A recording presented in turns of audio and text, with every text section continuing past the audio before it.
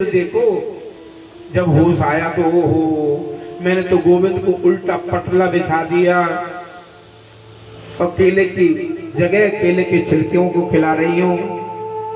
गोविंद यो बाबरी हो गई है, यहाँ की कोई बात में ध्यान मत दियो तू है दिन माखन मिश्री लेकर के आया हूँ, यहाँ पालो।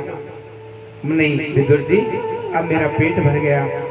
हाँ, विदुरानी ने जिस भाव से मुझे भोजन पवाया है ना, वो भाव तो किसी में हो ही नहीं सकता। सारी बातें बताई किस प्रकार से मुझे मंत्री पद से त्याग दिया। गोविंद को प्रणाम किया, गोविंद वहां से चले गए।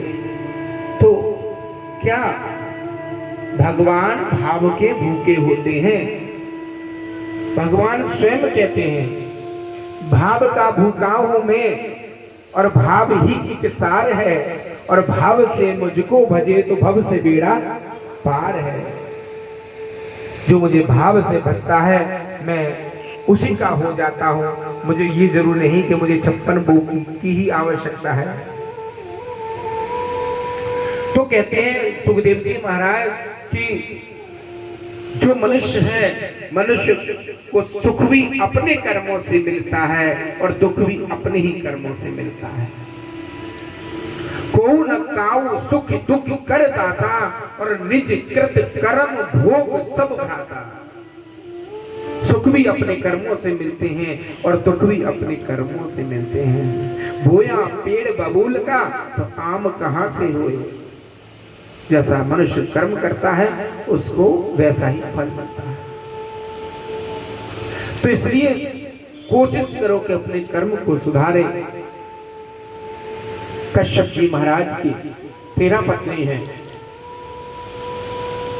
बड़ी बड़ी अदिति है, छोटी छोटी दिति है।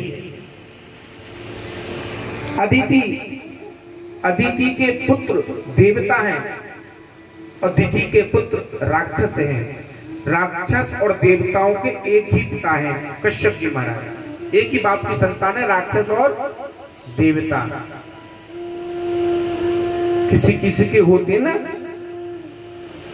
4 बेटे होते हैं, उनमें से 1-2 बेटा ऐसा निकल जाता है, बोले ये राक्षस कहां से हो गया, कहते हैं बस।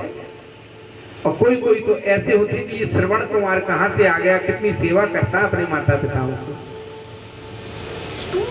तो जो सेवा करता है, जो माता पिता के भाव को समझता है, वो होता है, वो अदिति का बेटा होता है।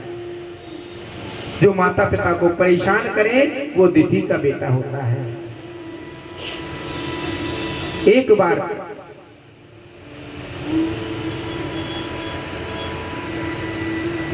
कश्यप जी महाराज संध्या के समय संध्या कर रहे थे।